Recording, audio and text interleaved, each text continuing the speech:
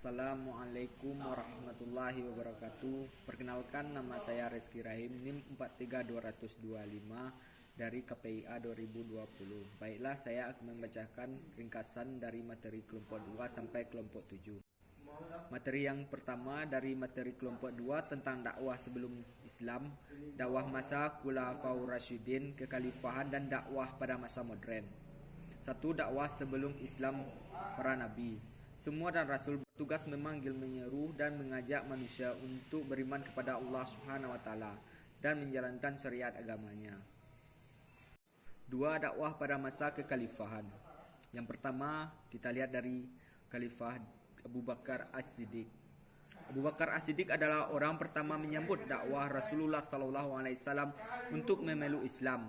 Setiap Rasulullah menyebut nama Abu Bakar, maka dia akan menyatakan penghormatannya yang tinggi. Rasulullah SAW seringkali mengungkapkan Abu Bakar secara spontan atas menerima Islam tanpa ragu-ragu. Yang B. Umar bin Khattab. Umar bin Khattab mengikuti jejak pendahulunya. Begitu dilakukan sebagai khalifah yang kedua, dia terus naik mimbar masjid dan berpidato. Kepada mereka yang hadir, dia yang menyatakan antara lain bahwa bangsa Arab ibarat seekor unta yang ditarik dengan gelang ada hidungnya. Kemanapun dia ditarik, ia mengikut. Islamnya Umar bin Khattab adalah suatu kemenangan. Hijrahnya adalah suatu rahmat. Demikianlah sebuah riwayat asir dari Abdullah bin Mas'ud. Dengan riwayat ini mengisyaratkan betapa besarnya pengaruh umat Umar terhadap perkembangan dakwah Islam. C. Utsman ibn Affan. Utsman ibn Affan termasuk juga seorang di antara al-asabiquna al-awalun. Jadi kenal sebagai seorang kaya yang dermawan yang banyak membantu perkembangan risalah Muhammad SAW. Ia menikahi 2 putri Rasulullah dan melakukan hijrah 2 kali, sehingga beliau dijuluki Zunurayawa al-Hijratain. Kedermawanan Utsman bin Affan pada zaman awal Islam terlihat pada waktu Nabi SAW mengerahkan Jai al-Usra, di masa Utsman mendermakan 950 ekor unta, 59 ekor kuda dan 100 dinar untuk keperluan bekal Islam. Yang keempat, Ali bin Abi Thalib. Termasuk juga salah seorang di antara al-asabiquna al-awalun dari kalangan anak-anak. Ia memiliki ilmu yang banyak, terutama ilmu rahasia ketuhanan dan persoalan keagamaan. Ia yang menjaga dan tidur di tempat tidur Rasulullah SAW ketika hijrah ke Madinah bersama Abu Bakar. Adam adalah nabi pertama sekaligus sebagai dai bagi dirinya sendiri, bagi istrinya, bagi anak-anaknya dan cucu-cucunya yang kemudian menjadi komunitas manusia di muka bumi. Nabi yang diutus Allah untuk menyampaikan amanahnya kepada umatnya di antara Nabi Nuh, Nabi Hud, Nabi Soleh, Nabi Lut, Nabi Shu'aib, Nabi Musa dan Nabi Isa alaihissalam. Abu Bakar As-Siddiq orang yang pertama menyambut dakwah Rasulullah SAW untuk memeluk Islam. Selanjutnya materi kelompok 3 tentang memahami pokok-pokok dakwah. Ayat-ayat Al-Quran tentang dakwah. 1.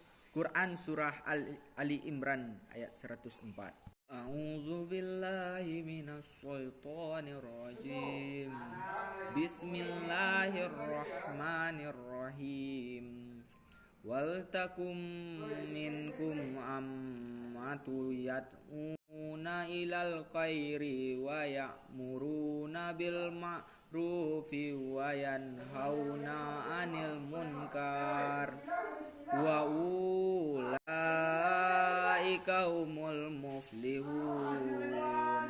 Artinya, dan hendaklah ada di antara kamu segolongan umat yang menyeru kepada kebajikan, menyuruh kepada yang ma'ruf dan mencegah dari yang munkar. Merekalah orang-orang yang beruntung. Untuk mencapai maksud tersebut, perlu adanya segolongan umat Islam yang bergerak dalam bidang dakwah yang selalu memberikan peringatan. Bila mana tanpa gejala-gejala perpecahan dan penyelewengan. Karena itu pada ayat ini diperintahkan agar umat Islam ada segolongan umat yang terlatih di bidang dakwah yang dengan tegas menyerukan kepada kebajikan, menyuruh kepada yang ma'ruf dan mencegah yang munkar. Dengan demikian umat Islam akan terpelihara dari perpecahan. Quraisy Shihab 2012 161. Quraisy Shihab 2012 161. Hadis tentang dakwah. 1. Kewajiban dakwah. Rasulullah pernah bersabda, barang siapa yang melihat kemungkaran maka cegahlah dengan tanganmu. Apabila belum bisa, maka engkaulah dengan mulutmu. Apabila belum bisa, cegahlah dengan hatimu. Dan mencegah kemungkaran dengan hati adalah pertanda selemah-lemahnya iman.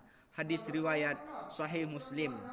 Dari hadis ini kita dapat mengaitkan dengan kehidupan sehari-hari yang mungkin akan kita temui sewaktu kita diharuskan atau paling tidak melakukan yang paling dikenal. Di antara jika kita melihat sesuatu yang buruk dan sesuatu yang merugikan, kita harus bertindak dengan tenaga kita.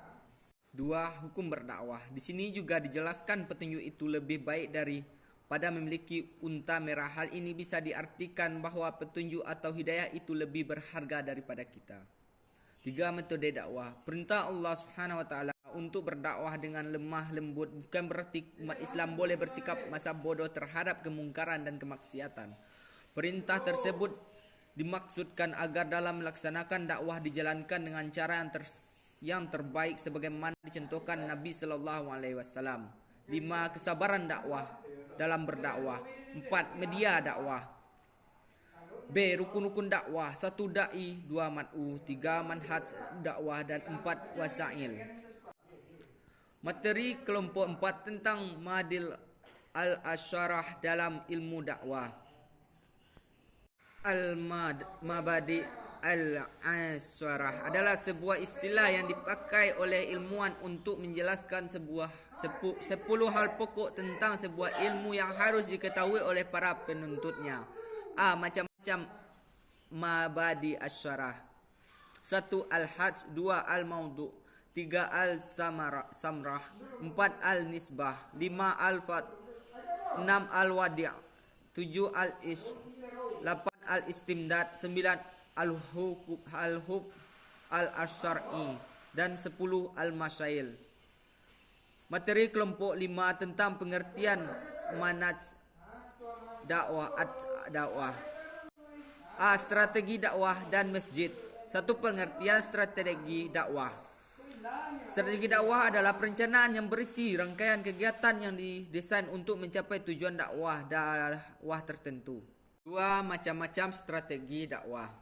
A. Strategi sentimental, B. Strategi rasional, yang C. Strategi indrawi.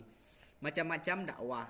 A. Dakwah al-lisan, melalui lisan, B. Dakwah al-hayr, melalui nyata, C. Dakwah bi al-qalam, melalui tulisan. Materi kelompok 6 tentang uslub dakwah. Uslub dakwah adalah segala cara dalam menegakkan syariat Islam untuk mencapai tujuan dakwah yang ditentukan, yaitu terciptanya kondisi kehidupan makmum yang selamat dan sejahtera, baik di dunia maupun di akhirat kelak. B. Macam-macam dari uslub.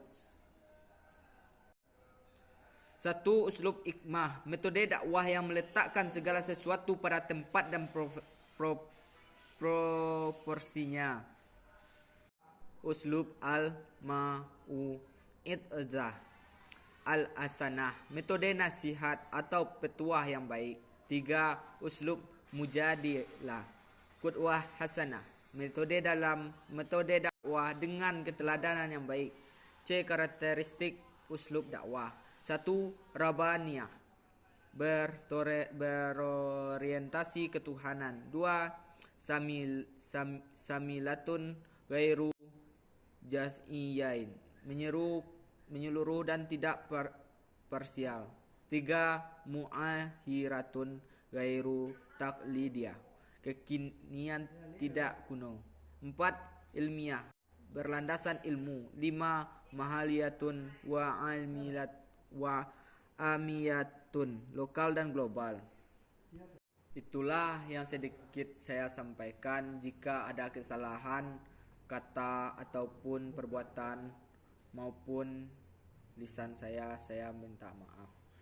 Terima kasih atas Bapak yang telah mengajar di mata kuliah pengantar ilmu dakwah. Semoga sehat walafiat. Saya sudahi. Assalamualaikum warahmatullahi wabarakatuh.